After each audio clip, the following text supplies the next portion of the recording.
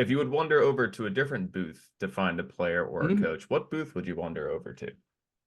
Yeah, so mine is a little OU centric. I'm gonna go with the last. I'm gonna start with the last one, but I'm gonna walk up to Josh Heupel's booth, and we all know that there's That's what Pat said. a lot course. of, well, I don't know Pat's question, so I'm interested in this. We all know that there was a lot of animosity in the way that he left, right? Bob sends him out to pasture a little bit and brings in Lincoln Riley, who's incredibly successful as offensive coordinator, and parlays it into a head coaching gig. And you know what? If Josh Heupel was a little bit more successful at Oklahoma, you have to think he would have been the guy, right?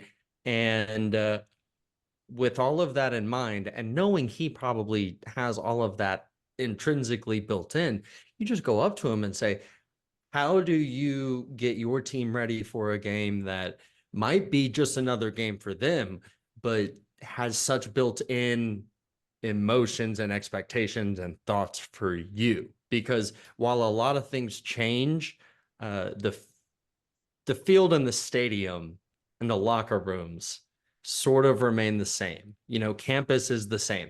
He has taken the ride from that airport to that campus more times than, you know, any non-player, non-longtime coach ever, right? Like that's just the way that it goes.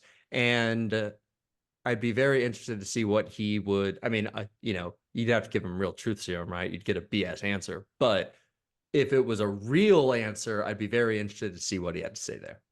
3, 2, 1, go! There's not one guy, one person in the history of this program that's bigger than the program. What's better than this? Guys being